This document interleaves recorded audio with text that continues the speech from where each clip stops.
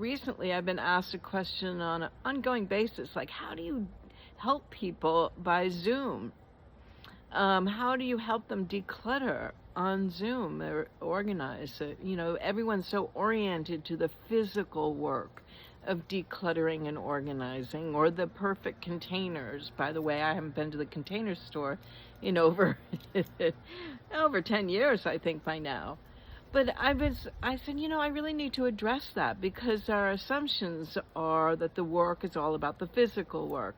And yeah, sure, it definitely helps to have somebody else doing the lifting or the schlepping, etc. So you definitely want somebody to be a member of your support team.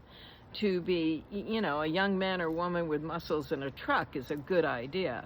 Okay, whether you're working with me or not, you almost always need that when you're decluttering and organizing, downsizing, and so the support team, I'm like a Sherpa or a guide or a coach, where the conversations that we have in person are very much like the conversations that I have on Zoom. And the depth of the conversations almost go deeper or more thoughtful because we're not distracted by all the stuff. So unlike what most people think is that we're doing the physical work together, that does happen, but rarely. It seems that people just want to be heard and to learn and to discover how to make the work easier. And there's, a few adjustments to what you're doing or how you're thinking can make a huge difference. So it's not like you need brain surgery. So the decluttering does happen, but usually in between our sessions. So like just last week, during a one-on-one coaching session, I was helping somebody and she was talking about how she's getting organized for a meeting that she chairs. And it wasn't about the clutter at all, interestingly enough, but the same issues came up. And she said that the phone calling is torture for her. She hates getting on the phone. So we talked about the hatred, like where's the history of that? How are you thinking about getting on the phone is such torture? And so issues of perfection came up, like she had her performance and her self-worth, perfection. She had to do it perfectly. So that's a very risky situation. Every time she picked up the bloody phone was an opportunity to really screw things up. Okay, so people feel that way when they're decluttering too. It's like, oh, if I just had the right rule, and I want you to stop looking for rules and go into a sense of guidelines. And so, but it's very hard. The issues of perfection, safety, rules all came up. And we started talking about that, she says it's torture. And I said, you never want to do something that's torture. You want to figure out how, if you need to do it, how you can make it less torture. You don't want to force yourself. You want to use your feelings as a feedback. But torture is right up there. And if you force yourself to do something that's torturous, you're going against yourself. You never want to go against yourself. So we talked about how she could get these phone calls made with somebody else, or to share the burden, or not take it all on by herself, you see? So the conversations, clear up much of the emotional components of decluttering, or time management skills, or how to talk to your husbands or partners in such a way that they actually want to support you, or to do it together as a team, in cooperation, how to get more cooperation at home from the age of 7 up.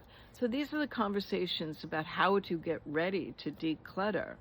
And so we talk about them. Then during the week, they go practice what they've learned. I give them graphic lessons too. I didn't mention that. It's not all words. I actually give them 8.5 by 11 graphic lessons. I email them to them, and they're literally graphic, step-by-step illustrations to follow to learn how to go through this procedure of decluttering or time management, or how to communicate in a way that, how to ask for help without defending or justifying yourself. So it's a beautiful thing. You get resourceful, and whatever you learn, you get to apply to whatever project, not just decluttering. So how we do this on Zoom is very much the conversations are the same. In the group Zoom support groups, the conversation is a little more generalized with fundamental comments, fundamental learnings. It's not so customized to one person. The great thing about the Zoom group, though, is that people share and the conversation becomes quite vibrant, where everyone's participating. You don't have to participate. Not everyone participates, but people, start feeling safe, instead of ashamed or embarrassed, hiding out. So I hope this helps you understand that the physical work of decluttering and downsizing, organizing, yes, that can be done, but 99% of the people that I work with are perfectly capable of doing the work once they get clarity on process and learn some skills so that they feel good before they even start. Instead of going, oh, I have to do this, which comes up. It's like, okay, I can figure this out. I'm not alone in the mess. And then they persevere week to week. And we continue to work together until their project feels completed. So I hope this helps you understand how this work can be done on Zoom. Much love. Take some of this home with you. You can share this with friends. They're decluttering and organizing and have their own projects. Okay, thanks for subscribing. See you soon. Bye. If you want to learn more, you know the link, you know the drill. The link is below. You can go to the website, get in touch with me. I'll take a look. I have an assistant too, so we'll stay connected. Take good care. Bye for now. Mwah.